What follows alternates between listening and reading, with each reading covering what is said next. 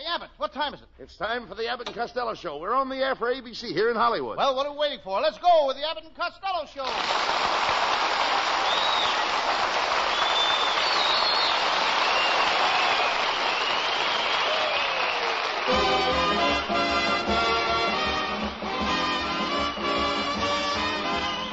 Yes, it's the Abbott and Costello Show, produced and transcribed in Hollywood for your listening and laughing pleasure.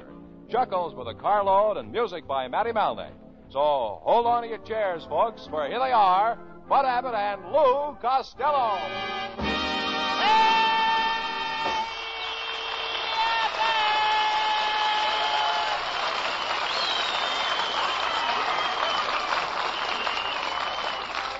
All right, stop that racket. Where have you been all afternoon? Where have I been all afternoon? Yeah. I took a tour of the movie stars' homes. I passed Gregory Peck's house and said, gee, I'd like to have his Cadillac. Then I passed Clark Gable's house and I said, gee, I'd like to have his yacht. Then I passed Harry James' house and I said... Yes? What would I do with his trumpet?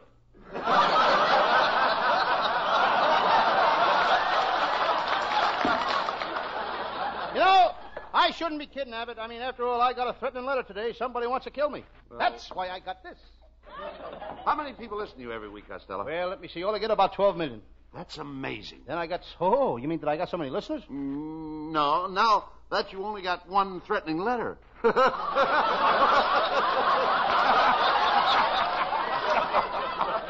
Show me where it says that in the script. Show me where it says that in the script. Well, never mind. What are you going to do about the letter? Oh, that's your line. Excuse me. Never mind. What are you going to do about the letter? That's where I heard it. Yeah, that's right. Well, what are you going to do about the letter, Lou? Well, the person that sent me that letter, he may be in the audience tonight. I'm going to search everybody out there. I'm going to start with that blonde in the front row. No. Don't be silly, Costello. A beautiful girl like that wouldn't be carrying a gun. You look for what you like, and I'll look for what I like.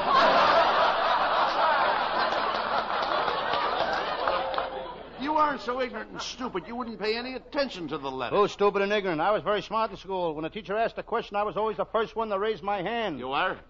And sometimes it was to answer the question.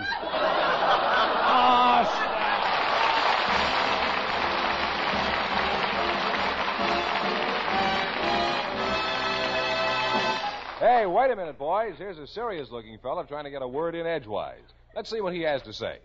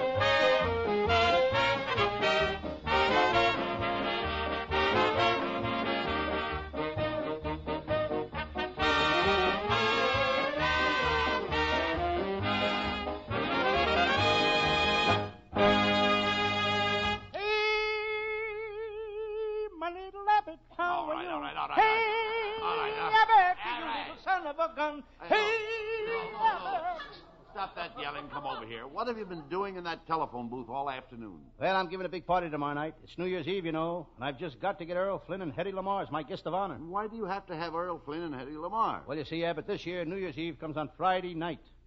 Friday night. And I can't serve any meat, so I thought it would be kind of nice to have Flynn and Hetty. Well,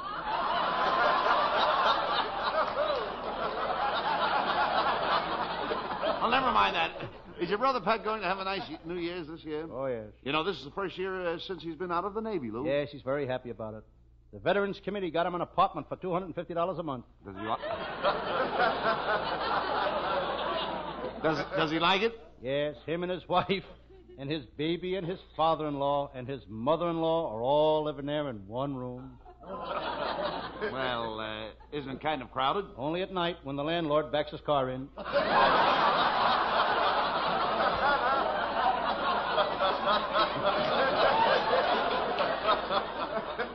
You mean that Pat is living in a garage and paying $250 a month? That's ridiculous. I bet I could rent that same garage for $50 a month. Yeah, but you ain't a veteran. You can say that again. Why should I say that again? It didn't get a laugh the first time. Costello, I don't know why I even talked to you. Why don't you pack up your things and go where all other morons go? That's silly, Abbott. What would I do in Washington?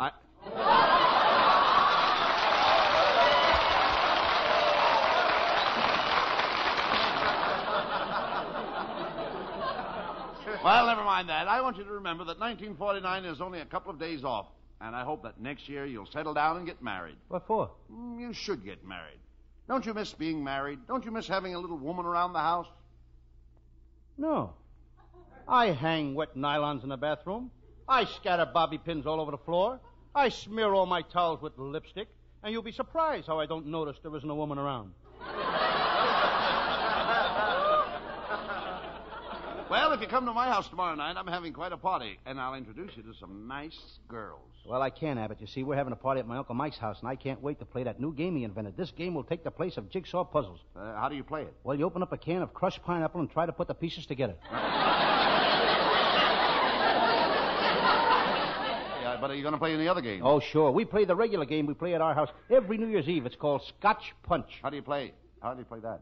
I punch the first guy that touches the scotch. Will your Uncle Mike be at the party? I don't think so, Abbott. He's in jail for reckless driving. You know, the sheriff won't let him out. He won't? No. Well, if the sheriff won't let him out, you know the mayor, DeVita. You know him, Mayor don't you? DeVita? Yeah. Oh, sure I know. Well, why don't you call him? Maybe he could swing it. You must know somebody that can swing it. I think I'll call Carmen Miranda.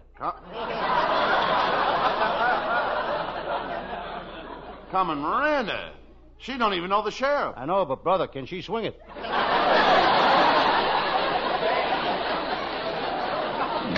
Oh, Mr. Costello, you've got to help me. What's the matter, young man? Well, my wife wants to send me to a sanitarium. Why? Because I like French fried potatoes. What's wrong with that, young man? I love French fried potatoes myself. You do, Mr. Costello? Certainly. Then you must come over to my house. I've got trunks and trunks just full of French fried potatoes.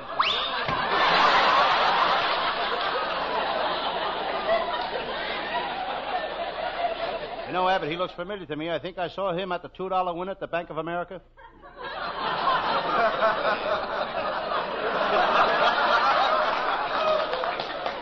Wait a minute. I've heard of a paying window, a receiving window, and a loan window, but since when have they got a $2 window at the Bank of America? Ever since the president went out to Santa Anita, so the business are doing with theirs. You ought to go out to the racetrack, Abbott. It runs like a machine. A machine? Yeah, vacuum cleaner. The only place in the world where the windows clean the people. I hope you'll pardon the intrusion, boys, but you remember me. I was candidate for representative from your district. Oh, politician Harry Brown. Yes, gentlemen, yes. The same Harry Brown that promised to clean up the city, close up all the pool halls, bring back prohibition, and finish the Hollywood freeway. Mr. Brown, what are you doing now? Nothing. I was elected.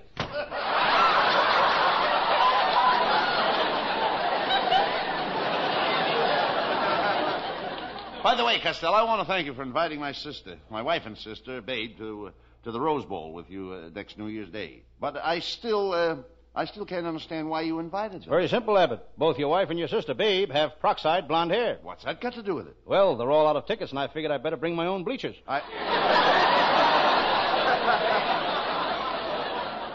good evening, boys. Well, look, Costello, it's our secretary, Viola Vaughn. Well, Viola Vaughn, you give me the wrong place, kid. Costello, you ought to be ashamed of yourself.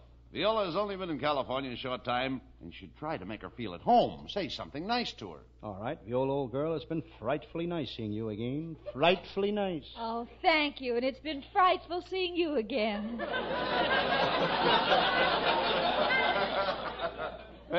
Quiet, Costello. Let me handle it. Viola, you look très charmant tonight. Oui, oui, and ooh la la. Do you speak French? Oh, I get around. Listen to this. Chevrolet Coupe, Griffith Park. No. Costello. That wouldn't get you very far in France. Yeah, I do pretty good in Glendale, oh.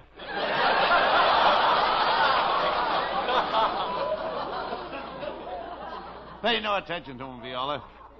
How would you like to come over to my house New Year's Eve for a little late supper? Is it going to be a buffet? Is it going to be what? Buffet. Abbott, don't be a dope. You know what buffet is? That's French for let's go to the table and slug it all among ourselves.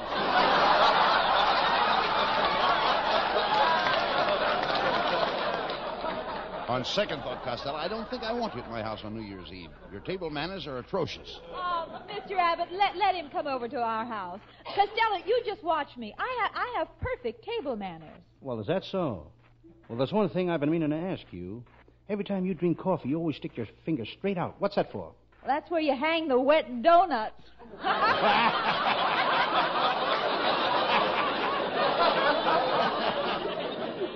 Viola, that was very, very funny, and all I can say to you is what the skunk would say to his brother. What did the skunk?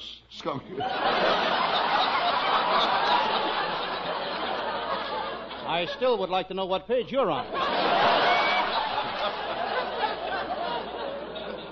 What did the skunk say to his brother? I beg your pardon? What did the skunk say? All right, folks, we all go back to page 16. What did the skunk say to his brother? Got your teeth back in, eh? Answer the question, yes or no. I'll just have it just once more. What did the skunk say to his brother? You do, too. You do...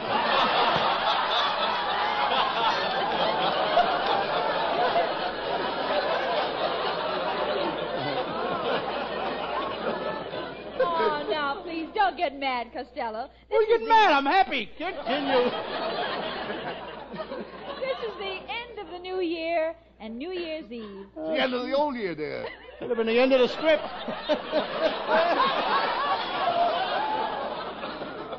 What did you say, honey? This is the end of the old year and New Year's Eve. Now I'm going to give you the hottest, burning, sizzlingest kiss you've ever had. You are? Yes.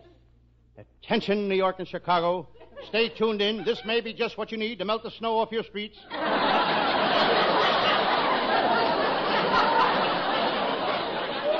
Costello, I've come to the conclusion that you are the most unintelligent, ignorant, stupid nincompoop in the state of California. Well, a fella's got to make good at something.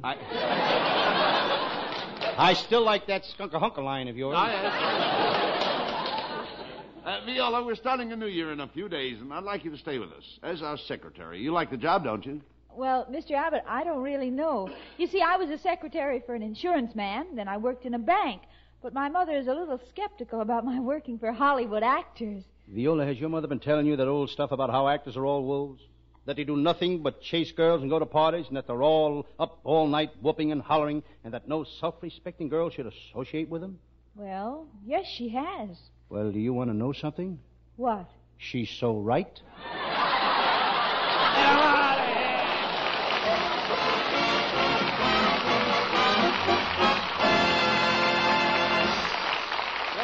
Break it up, men, but it's time to change the subject for just about 60 seconds.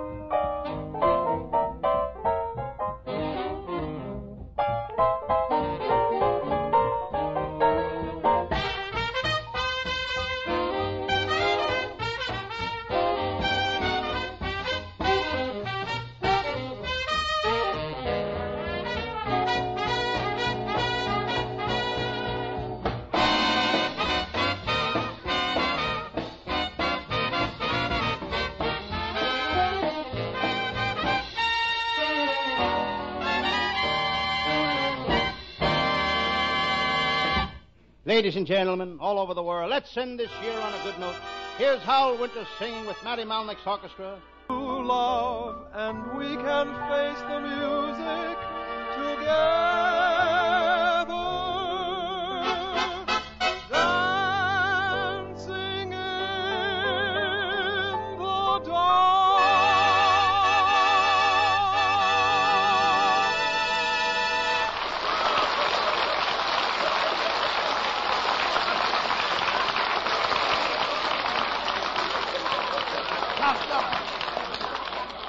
Come over here. What are you writing in that little book? I beg your pardon? What are you writing in that little book? What are you perspiring for?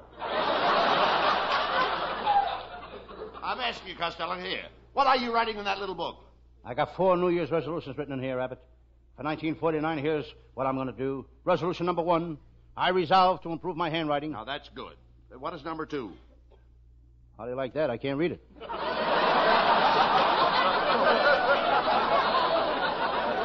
Well, skip it. What's number 3? Love thy neighbor. And number 4? Move next door to Hedy Lamarr.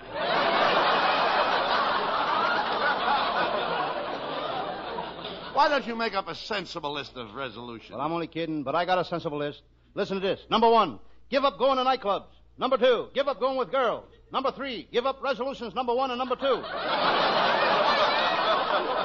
Talk sense, please. I like the one about love thy neighbor. Yeah. But where are you going to spend New Year's Eve, Lou? Well, I could go to Ava Gardner's party. There's only one thing that's stopping me. What's that? She didn't invite me. That shows you how popular you are with the girls. Personally, I don't care about girls. You don't, huh?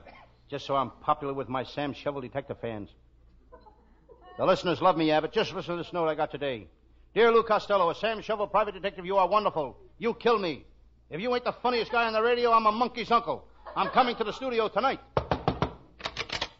Mr. Costello, there's someone here to see you. Show the man in. It's no man, just a monkey with his uncle.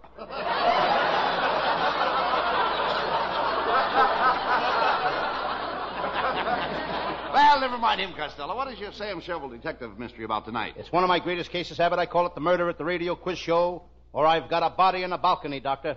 Oh, that sounds like a dandy. Let's do it. Right. We'll do it.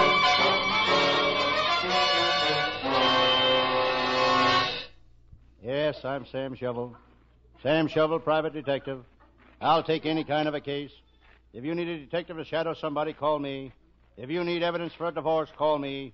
If you need a detective with courage and fortitude, call me. If your life is threatened by a mob of desperate armed criminals and you need somebody to shoot it out with them, there's plenty of other detectives you can call. As I sit here at my desk, I decide to read. I pick up my newspaper.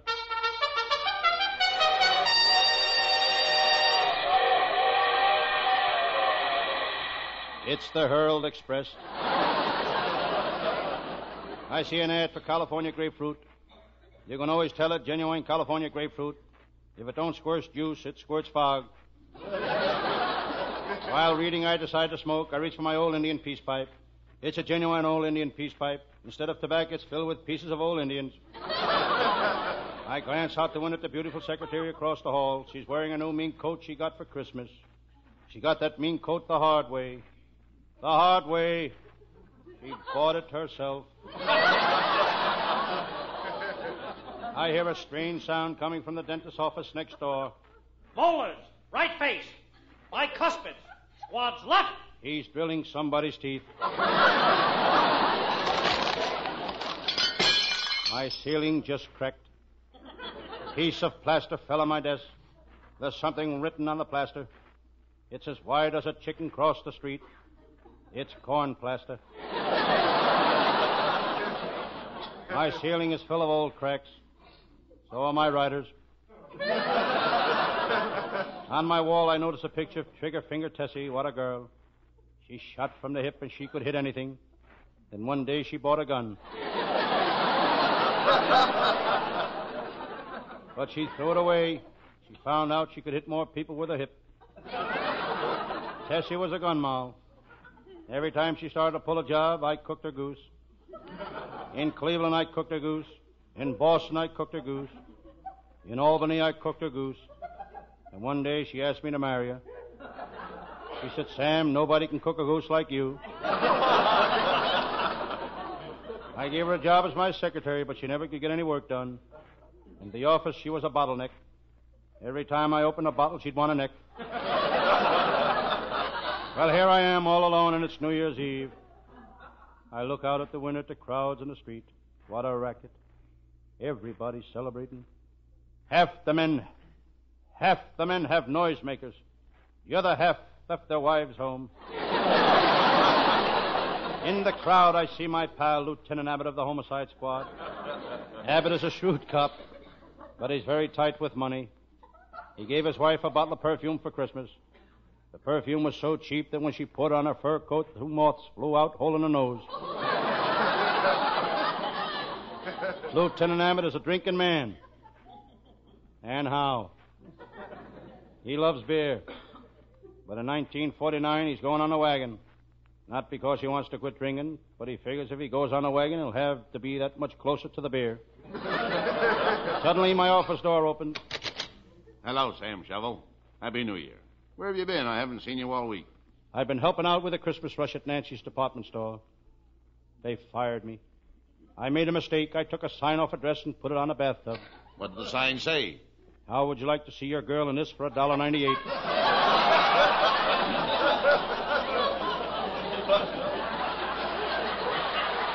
Never mind that, Sam. Are you coming to my house to play poker?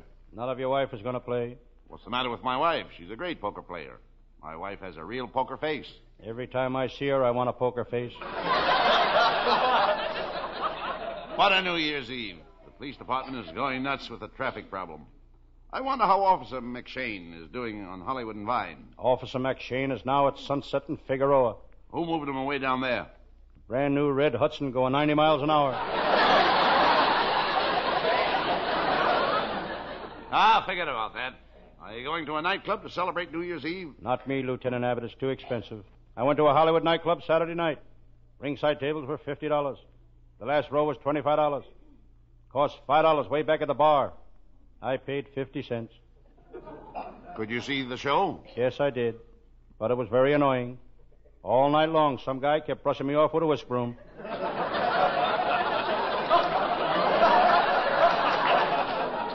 Look, why didn't you come to my house tonight, Sam? It'll be a swell party. Bring that cute little redhead you met yesterday. I had her out last night. We went to Griffith Park and sat on a bench. Every time I kissed her, she pulled her hair out of her head. Well, bring her to the party. Lieutenant, how would it look for me to walk into your house with a bald-headed girl? I know who I'll bring. Gertie. Gertie, she's a swell at a party. She's a scream. Does she play piano? No. Does she sing? No. What does she do? She screams.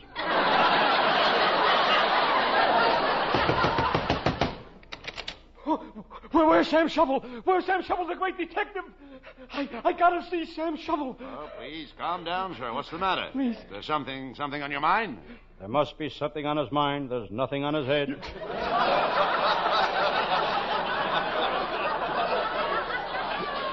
Stop joking, Sam Shovel. You gotta help me, please.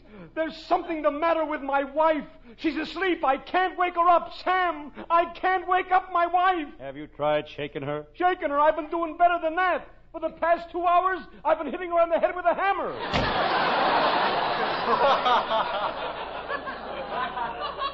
Sam, it's New Year's Eve. Forget you're a detective.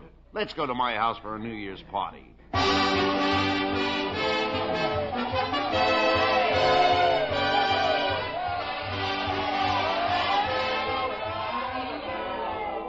Well, Sam, how are you enjoying the party? Fine. Attention, everybody. We're going to play games. Now, everybody's got to get up and do something to entertain. Hey, let Sam Shovel get up first. Hey, Sam Shovel, come on. Come on, Friends and countrymen and other stuff that goes with it. I'll do the best I can to entertain you. But remember, I'm just a private detective. I'm not an entertainer. You can say that again. Who's that, Lieutenant? The president of ABC. I had to invite him. As I said before, friends, I'll do my best to entertain you. How would you like to see some of my famous magic tricks? Oh, Go ahead, Sam. Okay, now, Lieutenant Abbott, may I borrow your handkerchief? Thank you. Now, Mr. President of ABC, may I borrow your watch? Okay, here. But be careful with it. My wife gave it to me for Christmas. Good. Now, watch me carefully. First, I wrap the watch in the handkerchief. I tie 4 knots in the handkerchief. Now I place it on the floor and jump up and down on it like this.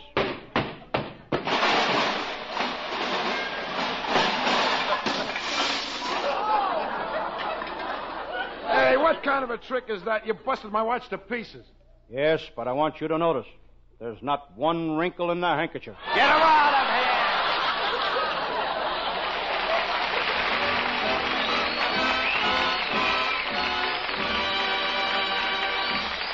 Abbott and Costello will have the last word as usual. But before they do, we'd like you to ponder this.